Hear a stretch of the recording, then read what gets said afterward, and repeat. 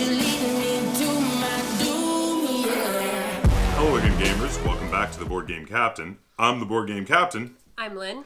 And today we're going to be doing another top 10 list. We've decided to do our top 10 favorite humorous games.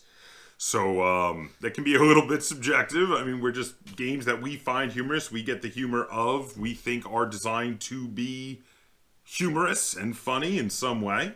Or just games that we find funny that maybe aren't meant to be funny. Oh, I didn't realize you were doing that. Okay, then. I don't know. I don't know if some of mine are meant to be funny or not. But you find them funny. Yes. Okay, so these are, I guess we could say these are like the top 10 games that make us chuckle. Mm-hmm. In that kind of way. Now, I'm going to give you the option. Do you want to go first or second for this list? I will go second. Oh, okay then. I'll start us off. Number 10. So, my number 10 favorite... Don't be looking at my list. I wasn't looking. I saw you peeping. My number 10 most humorous game is Lucky's Misadventures, Episode 42, Lost in Oddtopia. Number 1, the title. I just want to start with the title. Number 2, this game is full of dark humor and bizarre references to both Wizard of Oz and Alice in Wonderland and various other things like that with a weird sort of dark, twisted, humorous like filter, if you will. And I get a kick out of it. I love all the references to those classic stories and lots of the bizarre characters and strange artwork really make me chuckle in that game. And that's why I picked it as my number 10, because 1, the title makes me chuckle every time I read it, and 2, the characters and the bizarre items and things in that game also bring a smile to my face. And that is my number 10, which is Lucky's Misadventures, Episode 42, Lost in Oddtopia. My number 10 is Pingo Pingo. How did I forget this one? It is a child's game where you have a little gun that shoots like those sucker darts. Yes, you do. It's a flintlock pistol. You have to, it's a flintlock pistol. You have to set up these standees around the room, and you run around and like shoot the standees. And there's a CD with like chanting on it. Pingo, pingo. That's what the CD says. Yeah. That is a goofy game. Yeah, and you have to, like, whenever there's a certain sound, you have to flip over a card, and then some cards have traps on them, and there's all kinds of weird stuff. Yeah. It's like a real-time dexterity. I guess you would call it a dexterity-based game, kind of. It's really weird. You have to have good aim. Well, there's ones where you also run around and, like, just touch things, and it's a really weird game. Okay, I guess, anything else to add? No. We'll move on to our number 9s then. Number 9. Okay, so for my number 9, I've picked a game that I'm surprised how much this has maintained itself in my estimation, being how simple a game it is. But I find it always brings a smile to my face when I play it, and that is Nitwit. Again, the title makes me smile, because, it's obviously a double entendre in this case. But also, I mean, it's the gameplay is funny. So you're placing these spools on the table and then putting threads around them that have these little like clothesline clips that you attach numbers to, and each time you attach a tag to it, you have numbers on the spools, tags on the clotheslines with the threads going around them. They're giving each of the threads a category. So it could be something big, something fictional, something green. And then once they're all placed, once everyone has taken their turns to place them, and when it's your turn, you get to decide what spools the clothesline goes around. You then each have a sheet, and you're trying to fill in the categories. And it can be really funny to think outside the box, to be like, okay, what's green and fictional and big? And you're like, Jolly Green Giant. And, and then someone else says the Incredible Hulk. And it's funny to see the answers people come up with for these things. And I really get a kick out of that. It always makes me chuckle. There's always answers in this game that make me laugh. And that is my number 9, Nitwit. My number 9 is Portal, the cake acquisition game. The uncooperative. Yes, uncooperative cake acquisition game. Because you are constantly trying to mess with the other players and incinerate their cakes and incinerate your own people, and it's a very goofy game. Yes. Anything else? No. Oh, okay. We'll move on to our number 8 then. Number 8. Okay, so my number 8 favorite humorous game is an old one. It's one of the earliest games we reviewed on this channel, and that is Gothic Doctor. Now, Gothic Doctor is a game where you are a doctor in Victorian times treating the old Gothic literature monsters, vampires, Dracula, werewolves, the Invisible Man, ghosts, banshees, hunchbacks, whatever kind of all these characters, and they're a lot of times the treatments are so humorous. Like vampires often need a garlic fang extraction and garlic treatment and holy water, and werewolves need to be treated with silver nitrate, and it really cracks me up. I mean, in reality, it's a you're trying to collect the right treatments to get the patient card, which is worth points, is really what the game is about. But it's the treatments for the particular patients. They always list what kind of treatments are required, and it's the treatments that crack me up, the treatments that are really amusing to me. It still makes me laugh. And that is my number 8, Gothic Doctor. My number 8 is House of Danger. Choose Your Own Adventure, House of Danger. Oh, really? Yeah. Oh, okay. Why? Oh, no. Go on.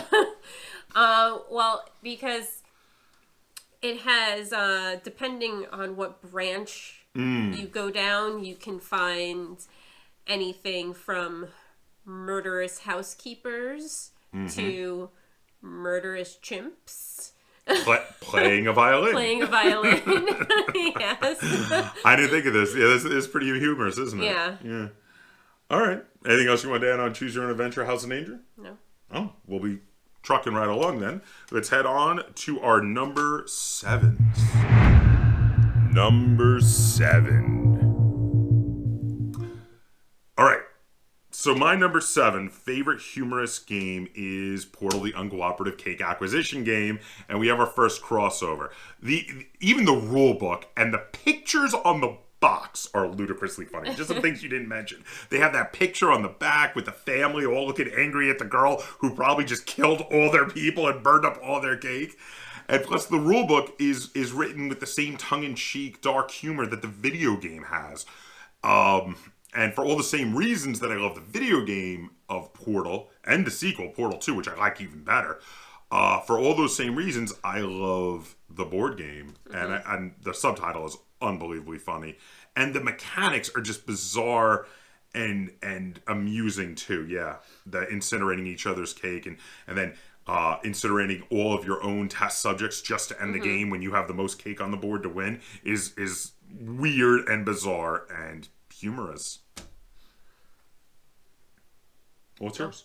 What number are we on? 7. 7. My 7 is War with the Evil Power Master. Oh, another Choose Your Own Adventure. Yes. It has an exceptional like use exceptional use of the word purple. Yes. Oh, he does. Everything is like the Purple Days War. And like the violet. Yeah, and the violet violence. Yeah. It's pretty ridiculous. Yeah. They actually have a lot of weird word association humor in that. Because once they named it the Purple Days War, they had to do a bunch of purple joke references. Yeah, so that you must now here's the question. Do you find the second Choose Your Own Adventure game funnier than the first? Because it is higher on your list. Or do you find it better than the first? Both. Both. Oh, fair enough. All right, so I guess we'll move on to our next one.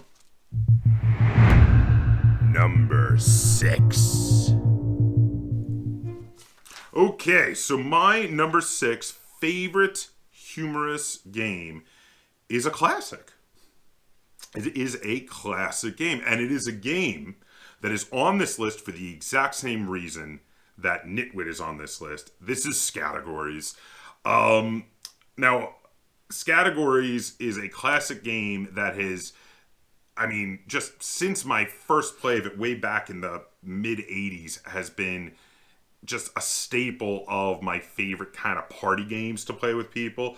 And similar to Nitwit, the thing that makes me laugh is seeing people's answers. So if you're not familiar with Scattergories, you get a list of categories. It might say things like capitals or types of chips or names of baseball players. Baseball team. No, sports teams. Yeah. I was drawing a brain cramp. And then you roll a die that has all the letters in the alphabet on it. And whatever letter you come up with, everybody has a limited amount of time to fill in all the categories based on trying to fill them in with words that start with the letter you rolled. And seeing people come up with fun categories, fun answers can be really interesting. I especially love it when people think outside the box. For instance, you might say types of chips, and someone rolled an M, and you might say microchips. And it's not what everyone was thinking of, because everyone was thinking of things like potato chips or chocolate chips, and then you wrote microchips. And that can be really amusing, and I get a real kick out of it, and I've been getting a kick out of that for like 30 plus years. So it had to make my list. My number 6 is Cat Lady. Oh. And it's mainly for all the information in the rule book about like the cat ladies. Like Ernest Hemingway was a cat lady. Oh, you know? So like, it's just the theme in the rule book then. Yeah, and like, well, the names of the cats are funny too. Oh, you're right. Like LeVar Burton. Yeah. Yes, LeVar Burton is the funniest cat in all of Cat Lady. I even if it's detrimental to me winning, I go out of my way to get LeVar Burton. Anything else on Cat Lady? All right, we'll move on to our next one. Number 5. Side note, these are fun to film. We should do more of these. We haven't done one in a while. Especially this one. This is an amusing one. Okay. Right. Okay, so my number 5 favorite humorous game is a new one on me, but one I have found the humor of quite infectious. And oddly, and this is kind of weird, usually most of the humorous games are kind of lighter to middleweight games. This is a heavier game and a longer game, but it's got a lot of humor in its cards and storyline and characters and items and everything. And this is Secret Unknown Stuff Escape from Dulce. Now, we reviewed this one recently. Lynn was much more middle of the road on it than I was, so I know it's probably not going to be on her list. But I really clicked with the humor in this game. I like it a lot. I love the bizarre characters. My favorite of the humorous, on the humorous side of characters, is Snippy Von Bell, the psychic two-headed cow, which is so funny. And I love the sidekicks. Like you have, if you get enough peanut butter, you can attract the Bigfoot to come join you. Or if you get enough VHS tapes of Richard Gere movies, you can get Maury the Mothman to come join you, which is a hilarious reference, of course, to the Richard Gere movie, The Mothman Prophecies. This is a very amusing game with some real great tongue-in-cheek humor. It's got like a light sci-fi theme, but in my opinion, it's much more humor than it is sci-fi. It'd be humor sci-fi, kind of like Spaceballs. Yeah. So that is my number. What are we up to now? 6? 5. My number 5, which is Secret Unknown Stuff Escape from Dulce. My number 5 is Dastardly Dirigibles. Oh, interesting. And I find it humorous how you put together the dirigible when it's all like patchworky. Okay, when you do like all different types of dirigibles in one dirigible. Yes. Which is why you always go for the muddle. Yes. Is that it? Is it just the bizarre patchwork nature of the dirigibles? Yeah. Oh, okay. Well, fair enough. Nothing else you want to say about Dastardly Dirigibles? No. It's a good game. I didn't think to put it on the humorous list, but it is a very good game. All right, so we'll head on to our next one. Number 4. Okay, so my number 4 favorite humorous games is a game that I suspect might be on your list. We haven't had much crossover yet. We've only had one. But I think it's possible that this might be on your list. And that is Ex Libris. So Ex Libris is a game about making a gnome library. It's a worker placement game, and everybody gets a goofy, like, second assistant gnome, which is a supernatural creature, which can be things like gelatinous cubes or snowmen. And it's so weird in that. And they have special asymmetrical player power abilities based on what your extra assistant is. And you make a library out of all these books, and the titles of the books are ludicrously funny. We always, after the game, wind up looking through and reading all the funny titles off of the bizarre books that we have put in our library, because the titles are always like plays on words and tongue-in-cheek jokes. And for those two reasons, one, the asymmetrical player powers and how great they are, and two, the amazingly funny books that you put in your shelf, I have chosen Ex Libris to be my number 4 most humorous game. I didn't think of that one for a humorous game. Oh, really? Yeah. Oh, well, I guess it won't be a crossover. Books are super serious. But that game is super funny. My number 4 is Stuff and Nonsense. Oh, I didn't even think of Stuff and Nonsense. It's a good one. Because with Stuff and Nonsense, you're collecting various items around town. Not actually leaving town. You're supposed to be in London. You go around to various antique shops, collect items, and then you go back to the Adventurers Guild and you present these items and you tell a story about how you found all these on an adventure in China or in Africa when really you were just like, hanging out in pubs and antique stores around London. Yeah, it just took you like 20 minutes to round up everything at various stores. Yeah. I didn't think of this one. That's a damn good choice. That's a funny game. And the storytelling element always makes me laugh because everybody always... there's an optional... They say it's optional in the rules. There's an optional storytelling element. But we always treat it as mandatory because it's hilarious. So, I guess anything else on Stuff and Nonsense? No. Okay. Number 3. Okay. So, my number 3 most humorous game is a game that just from its feeling and its cards and its artwork always puts a smile on my face. And also, it's another one of those games where the title is humorous, and that is Asking for Troubles.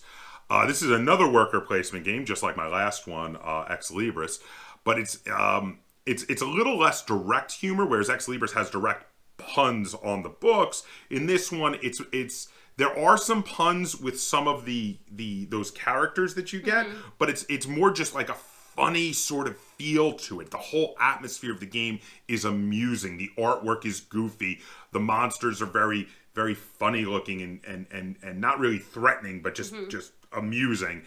And the spaceships are all different. Yes, the spaceships are all different and funny as well. So it's just, I find the game to be a thoroughly amusing game. I always enjoy playing it. I love the silliness of it, and I love the worker placement aspect of it because it's a very good game in addition to being a very amusing game. And that is Asking for Troubles, which Asking for Troubles is my number 3. Okay. My number 3 is Mystery, a Motive for Murder. I almost put this on your list. On my list? On your list. I almost put this on your list? How does that make sense? I almost put this on my list, but I wasn't sure it had enough humor with just... Because the only thing I could think of was the motives. So... Well, yeah, that's what I thought was funny. Oh, okay. Fair enough. They are amusing. Yeah. Well, there's... What's-her-face? The Thrill Killer. You yes. know? I mean... There's a lot of interesting and amusing motives, and we do always go out of our way to read them. Mm-hmm. Was there anything else in there, though, or... No, it's just... That's the funny part. That's the funny bit? Yeah. Oh, fair enough. The reading of the motives when you put them down. Yeah. Also, the title is fun. It's fun to say, too. Mm-hmm.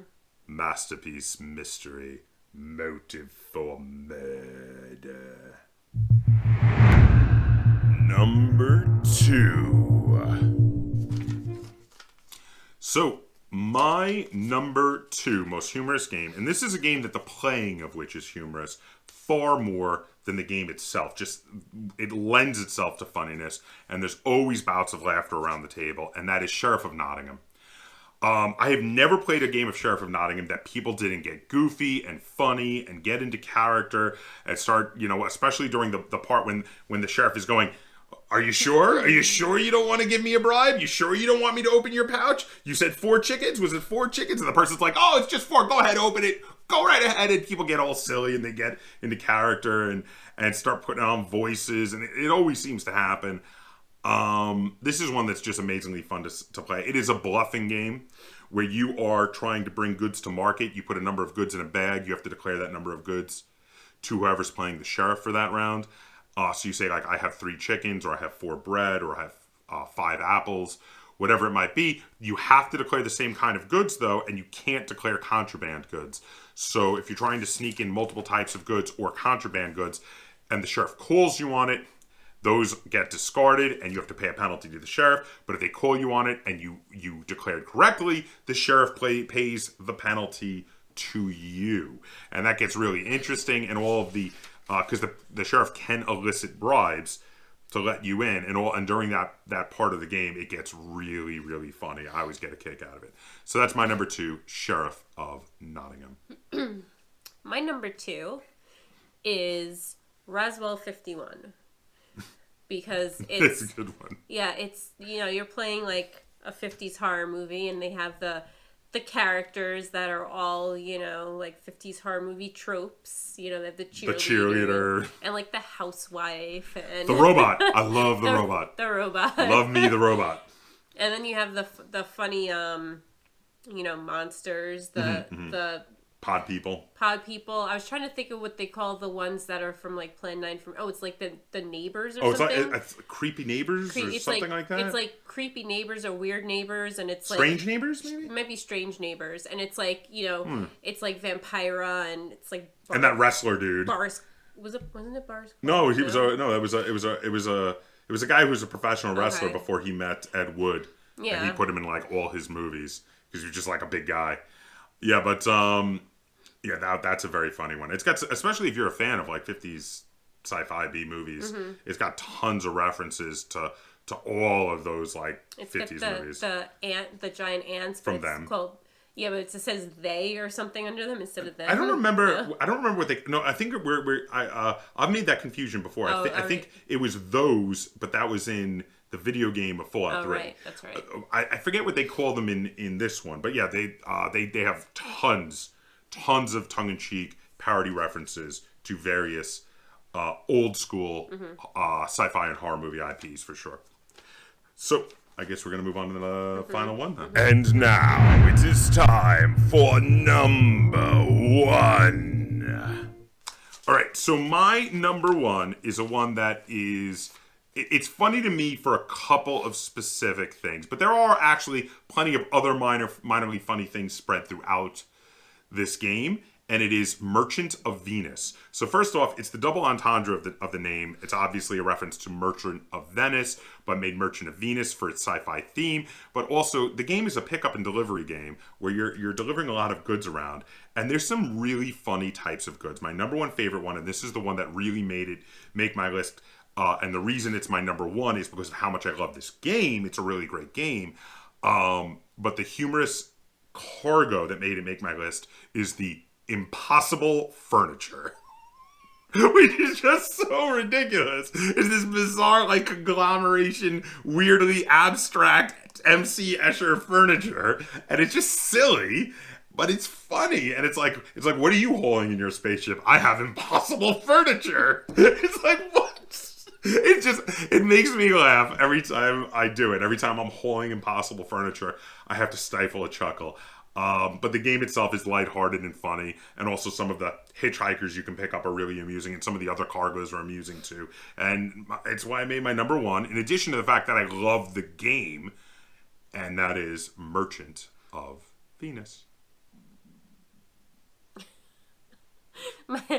My number 1 is Bill and Ted's Excellent Board Game. Oh, I should have thought. I was trying to think what your number one was going to be. I should have known. And because you're flying around in a phone booth collecting, the princesses and Genghis Khan and Abraham Lincoln. Socrates, or as they said, Socrates. Socrates.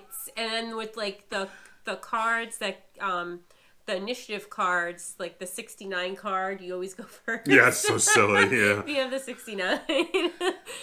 Dude, what number are we thinking of? 69! Yeah. And just the because it's a programming one, and then like other people go before you, it's not simultaneous. Other people can mess up your programming. Yes. And then that's hilarious when that happens. It's really funny when somebody makes it so that not that they run one of the bad guys, one of the bad dudes into you, but it's really funny when they set it up in a way that when you reveal your program, you run through the bad dudes 3 times. And the people you pick up give you directions too, and you have to do those first. So like half the time you end up like going a complete circle before doing what you want to do. Or back and forth, back and forth, back and forth. Yeah, that is a funny game. It's not just thematically funny. The mechanics of, like you said, it causing you to go around in bizarre circles and back and forth can also just be really amusing and can really mess with you when someone's either intentionally or accidentally parked a bad dude next to you, and you go back and forth into and out of his space 3 times, and every time you do, you lose one of the historical characters you've collected, which will, of course, keep you from winning. So that is our top 10 favorite humor games. So why don't you guys comment down below. Let us know what some of your favorite humorous games are. And if you agree or disagree with any of our choices, feel free to put them in the comments down below. If you enjoyed this top 10 list and you'd like to see us do more like it, be sure to give this video a like, share it on all forms of social media, and if you haven't already, please subscribe to the Board Game Captain. That's Captain spelled with a K on YouTube. And hit that little bell icon on my channel so you get alerts and updates every time I upload a new video. And until next time, game on.